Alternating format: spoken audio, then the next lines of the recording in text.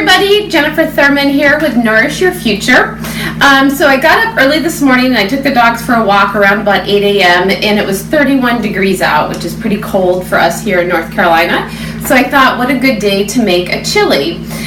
So I am making my chili using my Instant Pot, which if anybody watched the video yesterday, you know what the Instant Pot is.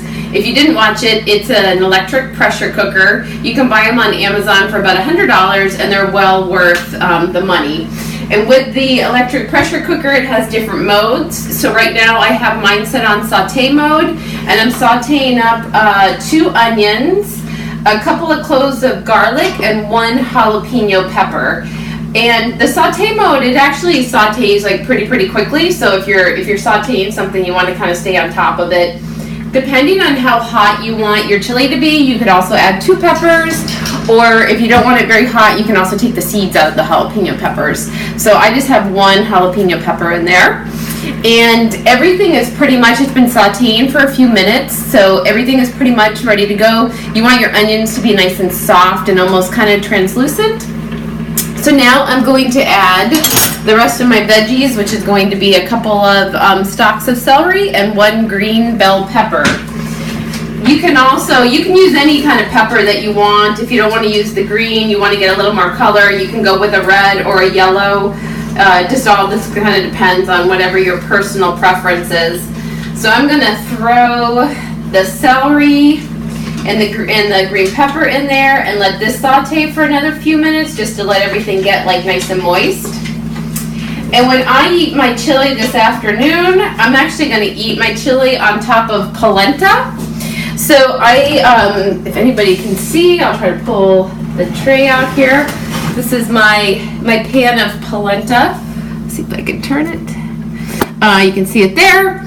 So polenta it's really easy to make. It's basically, polenta is just ground corn, so it's super easy to make. It's just a little time intensive.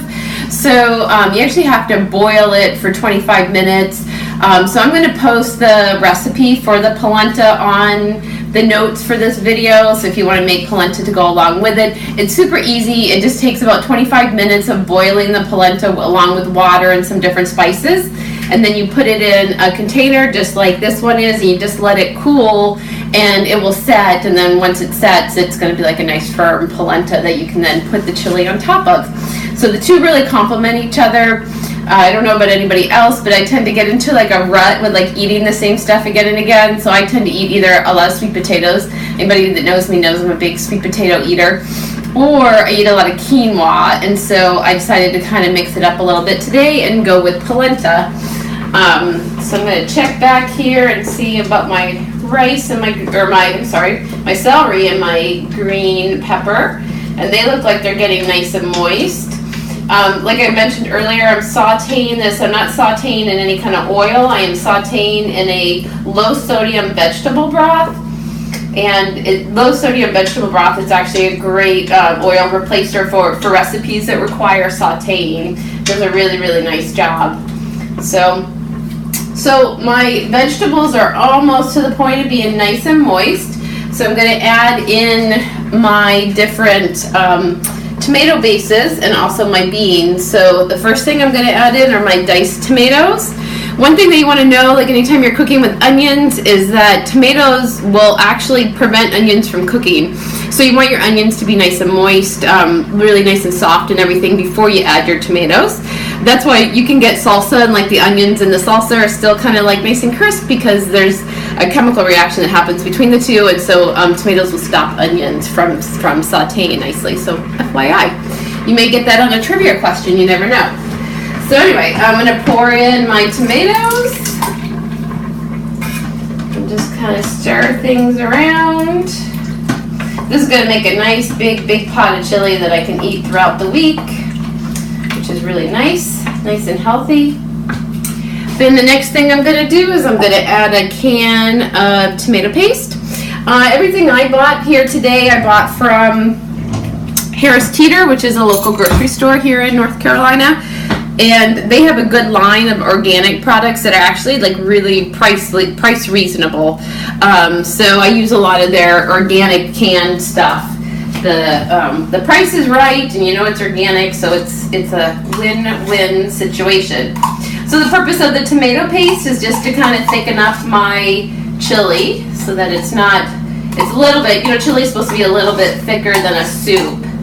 So I'm going to add that in there.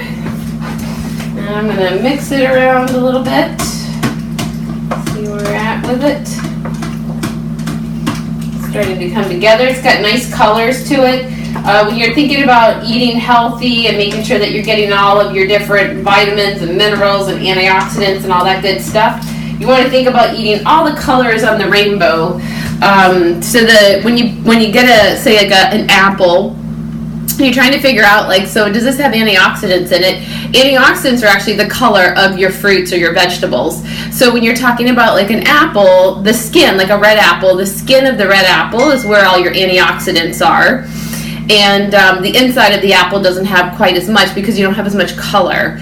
So for instance, a red apple is going to have more antioxidants in it than a yellow apple would. So keep that in mind when you're choosing your fruits and your veggies, that you want to go with more color and a variety of color.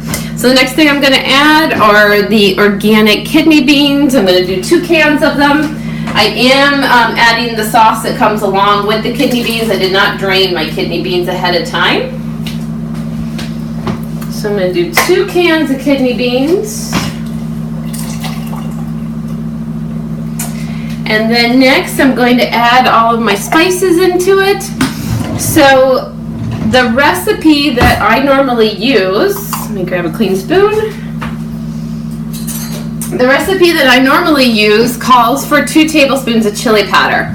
However, this chili powder came from Patel Brothers, which is an Indian grocery store, which means it's super, super hot. So I'm actually only going to probably use maybe even a half a teaspoon. I'm not using that much because otherwise it ends up being just too hot for me. I use it kind of sparingly. But if you're using just a regular commercial, you bought it at a mainstream grocery store, you can use 2 full tablespoons if you want to. Then the next thing, I'm going to use some cayenne pepper. So I'm going to do about a tablespoon of cayenne pepper. And I'll put the recipe in the notes for this, for the chili as well. And then I'm going to do oregano, and I'm going to do 2 tablespoons of oregano. I tend to eat a lot of oregano. It's a good spice to use. And then last but not least, I'm going to put some cumin in there, and I'm going to do 1 tablespoon of cumin. Cumin's another spice that I tend to use quite a bit of. And then I'm just going to mix everything up, and then I'm going to switch it. It's still, my Instant Pot is still on saute mode, so I'm going to switch it off from saute mode and just put it on the warm mode, so that it just kind of sits in here and it cooks for a good portion of the day today.